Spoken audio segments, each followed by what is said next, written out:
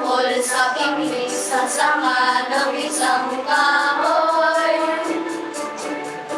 At nahagip ng bato ang pagpag ng munting ibon.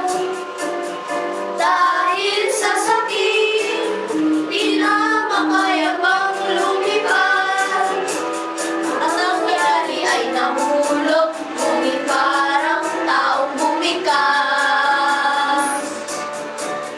Mamatay lupit, ang puso mo'y may nangangapa. Kapag kung ano ang buhay ko, may isang pipit na iyak. Kahit tungkol sa pipit sa sanga ng isang